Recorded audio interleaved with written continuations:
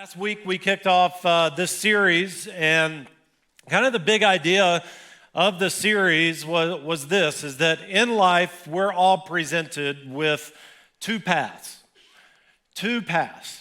And who remembers what our two paths were? Anybody?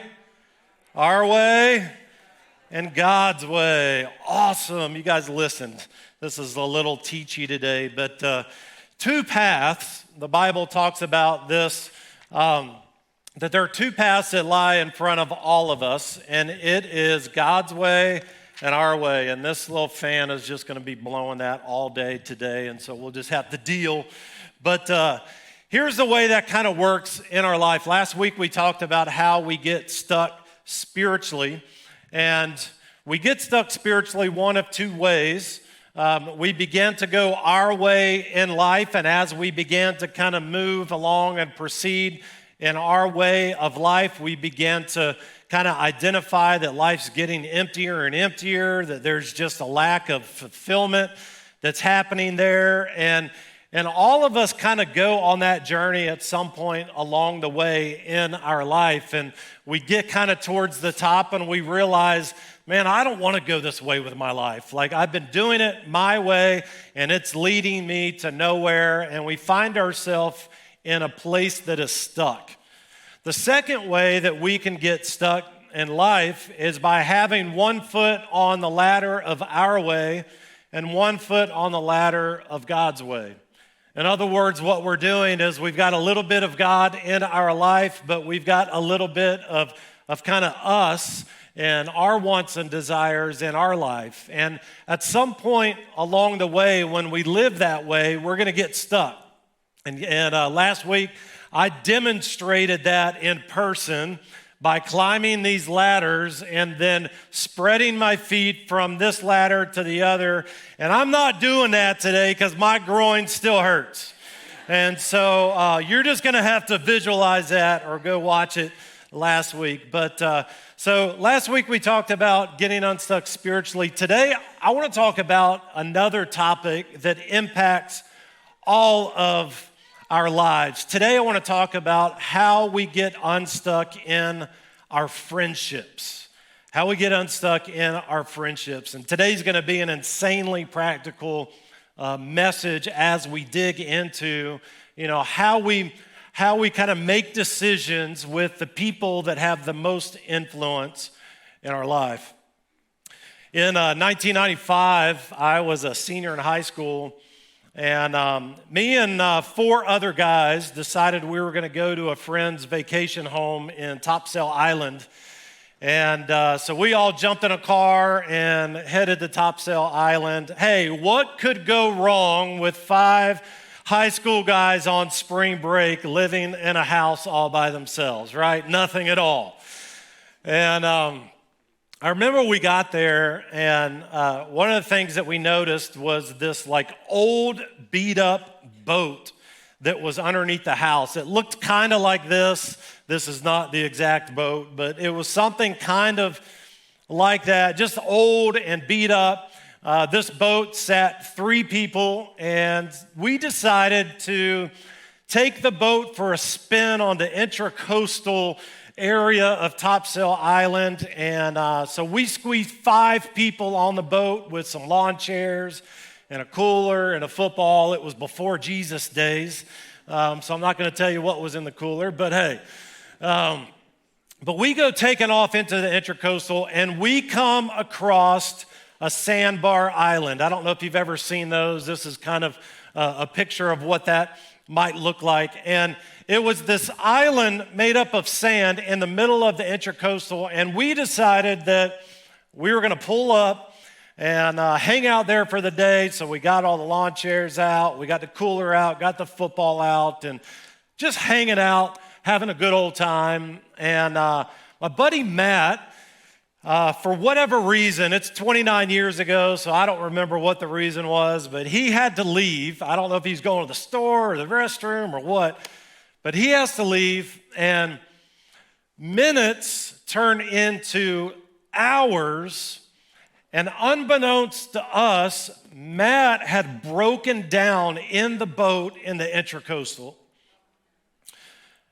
On a normal day, that might not have been that big of a deal, but on this day, the tide was starting to come in.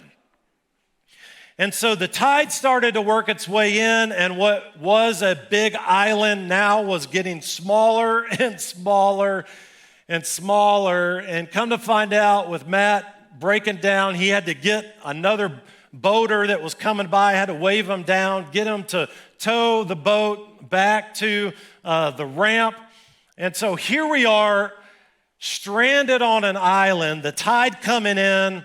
At one point, it got to the point where the water was waist high on us, and we're holding the lawn chairs up, and we got the cooler up, just trying to figure out what in the world are we going to do. And so we decide, man, we are leaving it. We're leaving the cooler, we're leaving the chairs, and we're going to go swimming for it. And it was right about that time that we see Matt. Oh man, it was like an answer to prayer. We saw Matt coming. It wasn't even his boat. He had got somebody else to give him a ride to come pick us up on the island, and he got there just in time before the tide totally took over the island, and we would have been in a lot of trouble. And I learned something in that experience that has proven to be true throughout my life.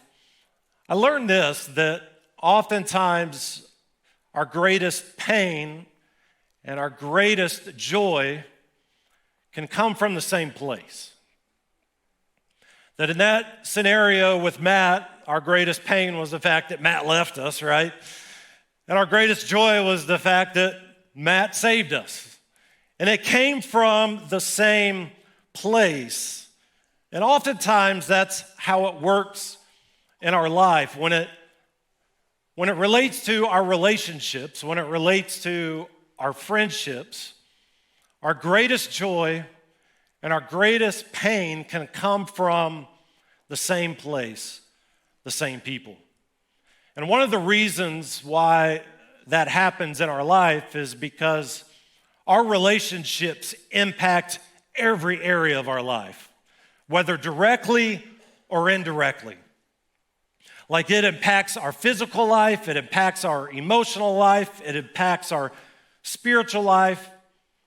And so today what I want to do is I want to look at Ecclesiastes chapter 4. And I want to talk today about how we can get unstuck in our friendships. How we can make better choices with the people that we allow to speak into our lives, so that you and I don't allow our lives to drift our way, but the people in our lives can help us to walk the path of God's way. Hey, if you got your Bible with me, turn to Ecclesiastes chapter 4 today. Ecclesiastes 4. If you don't know anything about Ecclesiastes 4, written by King Solomon, but it's written by Solomon later in his years. I could kind of refer to him as this is Grandpa Solomon. And Solomon is known, the Bible says, to be the smartest man who had ever lived at that time. But it's a man who, even though he had great wisdom, had made some pretty big mistakes in his life. And so when he sits down to begin to write Ecclesiastes, he's thinking back in the rearview mirror, the years that have gone by, almost like in hindsight. Like, have you ever had a situation in your life where you were like, man, if I would have known this beforehand, I would have made this decision differently, right? And that's where Solomon is in this season of his life. It makes me think a little bit about my grandfather. My grandfather was a retired minister, was a retired school teacher, and I noticed that the older he began to get in life, the more strategic his advice was to me. Like, he began to recognize that he had less years ahead of him than he had behind him, and And he began to look at the interactions, the phone calls that we would have, the sit-down conversations that we would experience, and would begin to share some things with me in hopes that I would experience a better life because of the advice that he had given me. And that's where we drop into in this book of Ecclesiastes with Solomon. And Solomon talks about a lot of different topics in Ecclesiastes, but he takes aim at our relationships in Ecclesiastes chapter 4, starting in verse 9. I want to read that today. Here's what it says. 2 people are better off than one, he says. And here's the reason why. He says, for they can help each other succeed. Now, I think that's a very true statement, but I want to point out this idea about the statement that he just made. That 2 may be better than 1, but 2 ain't easier than 1. I mean, can you identify, like, 2 may be better than 1, but 2 is definitely not easier than 1. And all my grammar teachers are like, oh my gosh, he said ain't. And I said ain't because it has the kind of attitude that I want with this statement, that life just isn't always easy with people in it. I mean, think about your life and think about the years that you've experienced. I mean, the most frustration, the most disappointment that you've had in life has probably come through relationships. I mean, think about your life, like maybe it was the breakup with the boyfriend or the girlfriend that you thought would probably be the one, or maybe you walked through a divorce in your life, or maybe it was a close friend or a buddy or somebody that said that they had your back and then they betrayed you. Or maybe for you it was a loved one, it was a parent or a grandparent, or maybe even a son or a daughter that you lost unexpectedly, and it's the grief that surrounds that experience that just creates hurt and pain and disappointment in our life. I mean, I think this idea of our greatest pain and our greatest joy often coming from the same place, there's not many more truer words to be said than that. And what Solomon's trying to write down in this moment later in his life is trying to help us understand that you and I in our life, like, we can have easier or we can have better, but we can rarely have both. Like, we can have an easier life by not really having a lot of friends, not kind of going through life alone, kind of on an island.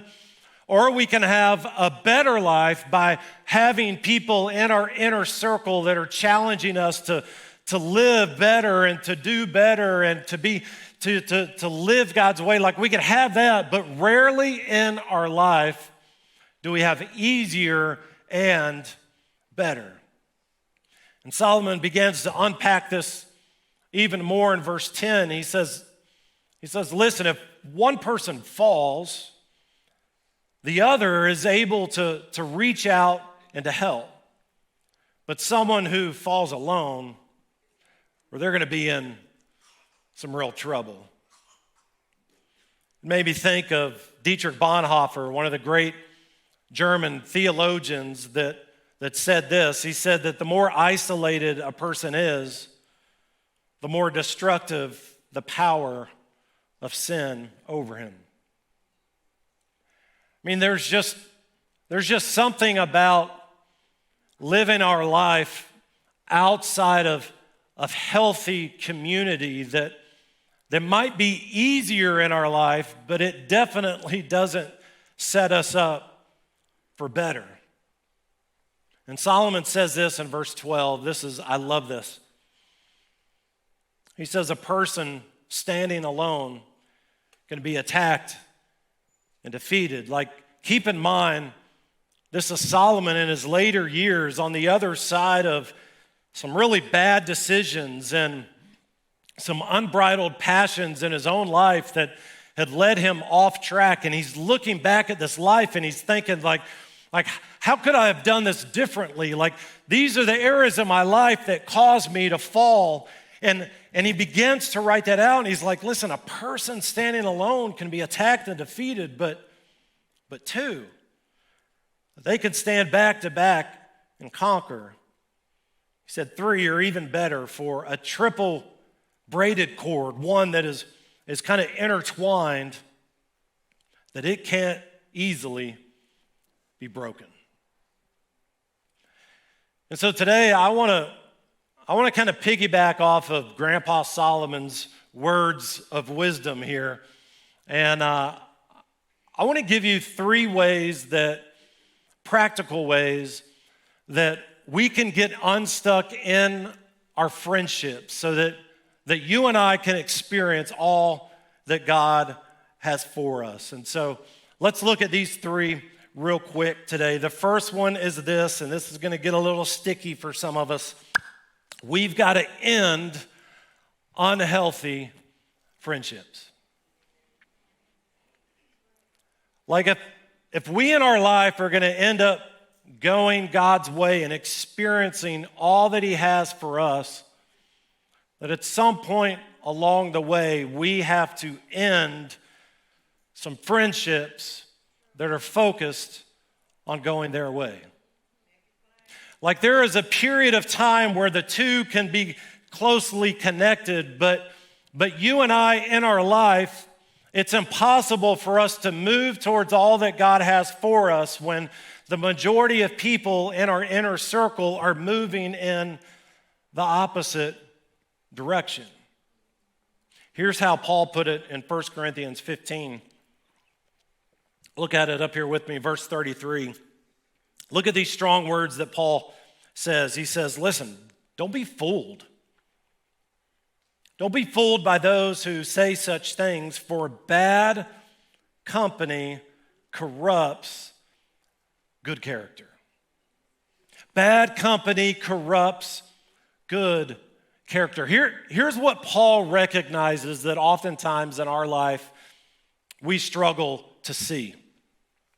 He recognized that it is possible in our life to be unaware of the impact somebody else is making on our life. Like, we can live life like maybe you've kind of seen it in your life where you had somebody that was close, a friend.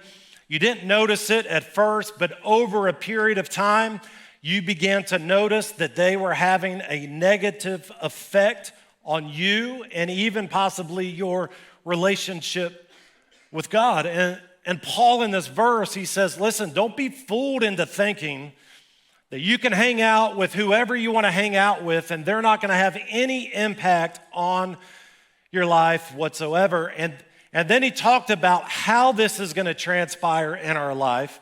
This word corrupt, I think, is interesting. I'm not really a car guy, but I don't know if you've ever had a car battery that has corroded, but car batteries don't corrode instantly. It happens over time, right? Over time, it gets worse and worse and worse.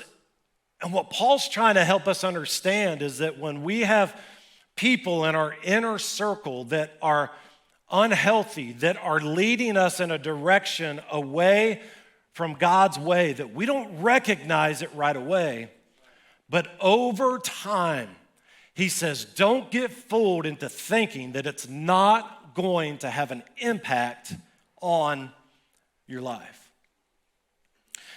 Now, I'm a super practical guy, and so here's what I want to do today is I want to give you an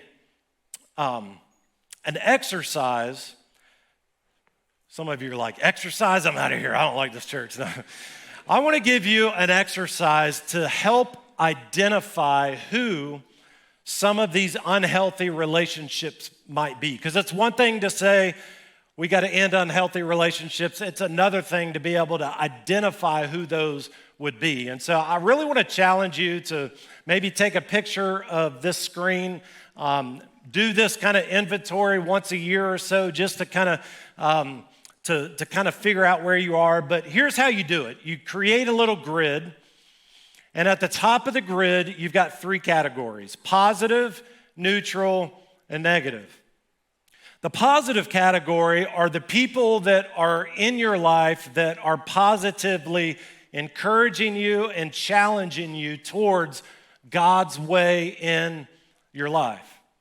Like, these are people that when you experience pain and disappointment and hurt and frustration, that they don't like take up the offense and try to get you to shift into a your way approach of getting them back or getting even. But these are people that help you walk the path of forgiveness, believing the best in other people, right? But then we've got kind of neutral people in our life. These are people that they don't really hurt us, but they don't really help us either. They're just kind of there. And then we've got negative people. These are people in our life that are constantly trying to get us to move away from God's way in our life. These are the ones that are trying to get us to hold a grudge. These are the ones that are trying to get us to get even with other people. And so in this exercise, what you do is you take a look at, say, the 10 closest people in your inner circle, and on the lines below, you begin to write their name in whatever category they fall in. If it's somebody that positively helps you and challenges you to be better, to go after God's way, you put them there. If it's somebody that's neutral, they don't really have that big of an impact, you put them in the middle. If it's somebody that has a negative impact, right, that you're constantly trying to kind of ignore, but for whatever reason, you continue to engage in a relationship with them, but they're constantly trying to lead you in a different direction, then you put them there. And so once you put the names in the different categories, then the bottom quadrant of the categories tells you what to do. So if you've got 5 people that are positively impacting your life towards God's way, what do? You spend more time with them. Like, you get around them more, you ask them more questions, you do lunch with them, dinner with them, like whatever it takes to get around them more in your life. If you've got people that would fall in the neutral category, then for them you begin to limit the time, like spend some time with them, but not a ton of time with them. And then if you've got people that are within the negative category, then you stop time. Like, you began, and you do it with love and all that kind of stuff, but you began to move in a different direction with your life. And the reason why this exercise, and difficult exercise, is important for all of us to do periodically is because oftentimes you and I get stuck in our friendships because we're spending way too much time with people who are negatively impacting our life. Think about it. If you're stuck and you're struggling between your way and God's way, think about the people that are in your inner circle. And chances are you've got a lot of people in that circle that are either neutral or they're moving you, their negative impact moving you in the opposite direction. The second thing that we need to do, so we don't need to just end some unhealthy friendships, but the second thing that we need to do, and this might surprise you a little bit, is we need to be a good friend ourselves. We need to be a good friend ourselves. I mean, think about this for a moment. Like, how many godly friends do you think you're going to be around if you're constantly negative in your life? I mean, think about it. Like, if you're anything like me, like if I'm if I'm around negative people that are complaining and criticizing others all the time, like I can only take so much of that, right? So much of it. And so when you think about that in the context of our own life, if we want to have some godly friends and move in God's way, then you and I need to try to be that to other people as well. Here's a few verses to kind of give us some context to what this might look like. Proverbs 12:26 says, "The godly give good advice to their friends, the wicked lead them astray." And so think of this not in the context of what people have done to you. Think this in the context of what you are doing to others. Like, are you inspiring people to live God's way and to go after God? Or are you inspiring or leading people in the opposite direction? Proverbs says in chapter 17, verse 9, it says, "Love prospers when a fault is forgiven, but dwelling on it separates close friends." So to be a good friend, to be a godly friend, to attract some other good friends in our life, like you and I have got to be quick to forgive. We've got to be quick to, when people fall short, when they hurt us and disappoint us, we've got to be quick to forgive. Proverbs 17:17 says, "A friend is always loyal, and a brother is born to help in a time of need." Like, how loyal of a friend are you? And specifically to guys, like, there's one thing about being loyal to the end going your way. And I would question if real loyalty is having the kind of relationship with a friend that you can direct them God's way. Like, what good is it to be loyal to a friend when you guys are going the wrong way, ending in destruction? A good friend is going to point people towards God's way. You know, we all of us want somebody to be there for us in our biggest moment of need. But I think the question that we need to ask ourselves sometimes is, how often are we that for other people?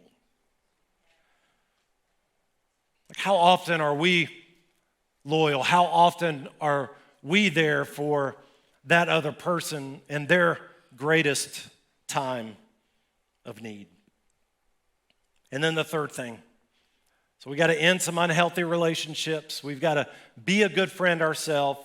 And then the third one, and I think this is arguably the most important. I know it was for my life when I began to make the choice to move away from my way and to begin to go God's way. And it's this, that we've got to connect with some Christian friends.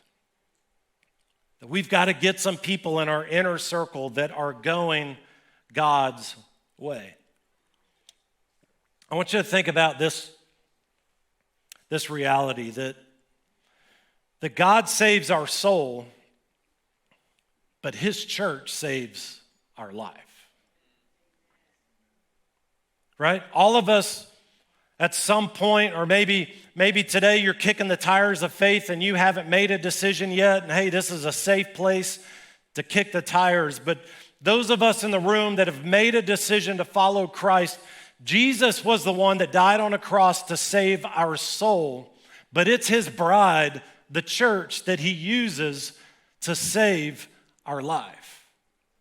We could go around this room and talk to countless people who would say that it has been the people within the context of a church, whether it's this church or another church, that have come alongside of them in their journey of following Jesus, their imperfect journey of following Jesus. And these people have come alongside of them and supported them, challenged them, inspired them, helped them to be able to see things in a different perspective than they were presently looking at.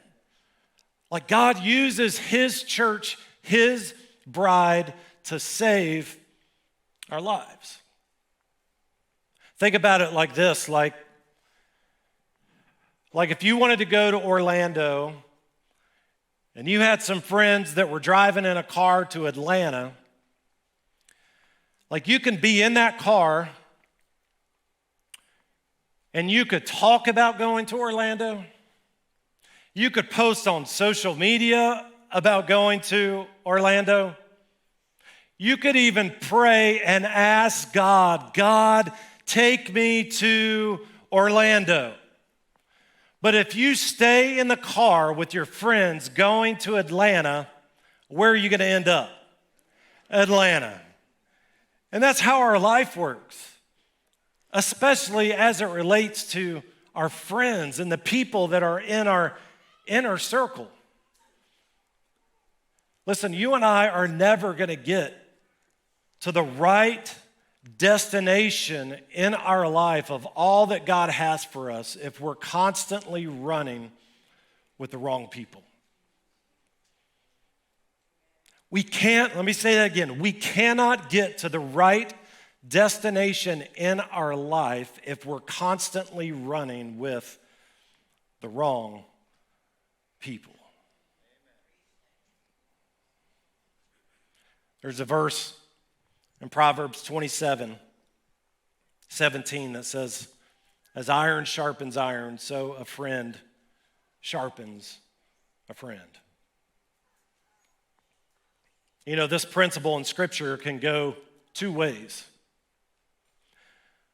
We get godly people in our inner circle and we're sharpening each other towards God's ways in our life. But if we have a bunch of people that are going their way in our inner circle, then they're going to sharpen us too, but they're going to sharpen us in a negative path in our life. And so how do we make sure that our lives are getting sharpened towards God's way? I want to give you three, again, these are practical ways for you to get some people that are going God's way in your inner circle so that you can experience all that God has for you. Three things. These three things have nothing to do with us, but everything to do with you and your journey. First one's this, is that you have to make church a priority. I'm not talking about this church, any church that's a Bible-believing church that you want to decide to go to, but you have to make it a priority. Hebrews chapter 10 talks about not neglecting the meeting together. One of my favorite preachers, Dr. Tony Evans, here's what he has to say. He says, I hear people say that you don't have to go to church to be a Christian. And he says, that's true. But you don't have to go home to be married, but stay away long enough and your relationship will be affected. And I think that's so true if we're going to go God's way in our life. It's nearly impossible to go God's way and experience God's best absent of God's people. It's virtually impossible. And maybe you're here today and maybe you're new to faith. Maybe Easter Sunday was your first Sunday and you come back and welcome, like we'd love to have you here. And maybe this for you is your next step. Or maybe for some of you, you're already making church a priority. Maybe for you, it's joining a small group. Maybe for you, it's moving, digging your roots a little bit deeper than just a Sunday attendance periodically, but it's popping into our fam nights on Wednesday nights. We've got childcare, we've got middle school and high school ministries, we've got adult small groups, like we've got it all. 6:30 Wednesday nights. Or maybe you're a young adult 18 to 25. And you need to be in our young adult ministry on Tuesday nights at 7. Like, we got 40 to 50 young adults that come together every single Tuesday night, and they challenge one another, and they grow, and they love one another, and then they do all that kind of stuff, and then they go to Waffle House together, and I mean, they just have a good old time. But maybe for some of you, that's your next step. Or maybe for some, to get connected on an even deeper level is to start serving, to join a dream team. And again, at the end of the day, like, this is for you, not for us. Like, in my life, these three things have become a priority. From 1997, when I accepted Jesus Christ as my Lord and Savior, these three things became a priority in my life, and they became the glue that kept me moving God's way in my weakest seasons. And there's just something special about joining with other men and women and using your talents and your passions, not just for your own gain, but to make a difference in the lives of other people. Paul talked about it in 1 Corinthians chapter 12, talked about the one body, many parts, and understanding in our life that we just can't do life all alone. That God has given us, wired within us, unique talents and passions. Like, you were created on purpose for a purpose. And it's to make a difference in the lives of other people. Our ushers are going to come in, and they're going to pass out a card to you, and on that card, it looks like this. And on the back of the card, it says, "What's your next step?" Next week, Pastor Mike mentioned that we are having water baptisms. We're also going to have our Next Steps Expo. I mean, it's an insanely wild day. It's like one of my favorite services that we have, and so make sure that you come and you be a part of that. But our Next Steps Expo is all about coming alongside of you and helping you identify what is your next step. Some of you are here today and you're like, I'm going God's way, but making church a priority in my life, like, maybe that's step 1 or step 2. And I don't know where you are in the ladder of God's way in your life. Maybe you need to join a small group. Maybe you need to start serving. I don't know what it is. That's between you and God. But I do know this, is that we all have a next step. That if we're going to experience all that God has for us, there is a progression that happens in our relationship. It's this churchy word called sanctification, where we are becoming more and more like Jesus. Go ahead, guys, you can pass those out. And we can never become more and more like Jesus if we stay on whatever step we're currently on. So I want to encourage you, as they pass those out, take those home, look at it, ask the Lord, God, what is my next step? Identify where you are in the journey and ask the Lord, how can I go deeper in my relationship with you, and let him stir that within your heart. And maybe you're here today and you're like me and you're like I kind of know what that next step is, and I'm scared to death if I walk out these doors that I'm not going to make the commitment to take that step if I wait a week. And if that's you, stop by the Connect Center on your way out. Give that card to them, and one of our team will reach out to you this week and answer whatever questions you might have and get you started. But as they're passing that out, I want to close with this last thought. I don't know if you know what a sequoia tree is. We got a picture here. The sequoia tree is the biggest tree in the world. We're talking 350 feet tall is how it grows, like 35 stories. Like the Capitol building is 22 stories, to give you some perspective. 40 feet wide, 500 tons is how heavy it can be. Massive tree on the outside, it looks like it's got all the strength in the world.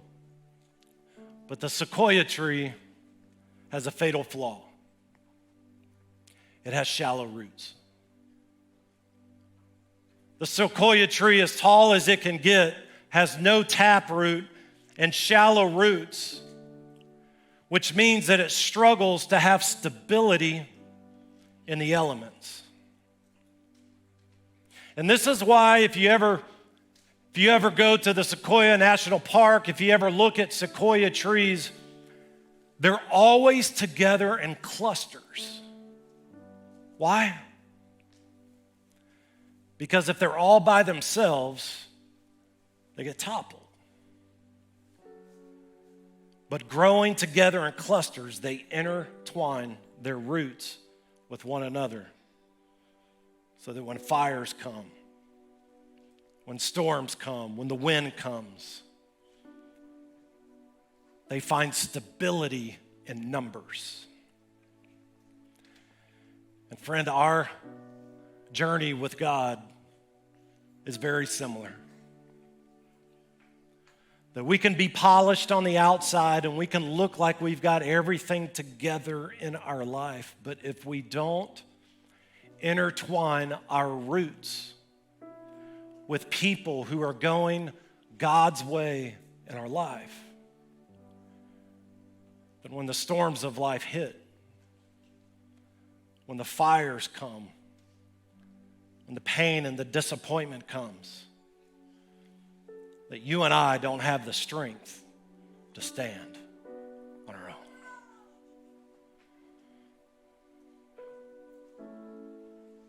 Friend, a message that, as practical as it is, draws us to this moment. Do you want God's best?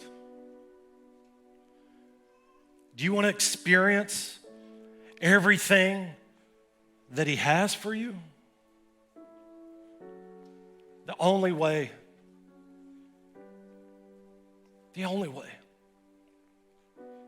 is to evaluate the people that have a voice in our life, to be a good friend ourselves, and to surround ourselves with other sequoia trees that in our weakest seasons we can find strength in for another day. Hey, how incredible was that message today? I don't know about you guys, but I know for me that my life has been changed. If you haven't done so already, take a moment, go down below and click subscribe. This is a good way to stay up to date with all the content that we're putting out, like messages that you just listened to. You can also like this video, comment down below, or even share this. Who knows, your obedience to share this video could be someone else's miracle. If you're looking for more information about Transformation Church, you can go to our website, www.transformtlh.com. This is going to give you info like service times and all that great stuff. We hope to see you, though, in person one of these Sundays. Come and say hi. We'll see you soon.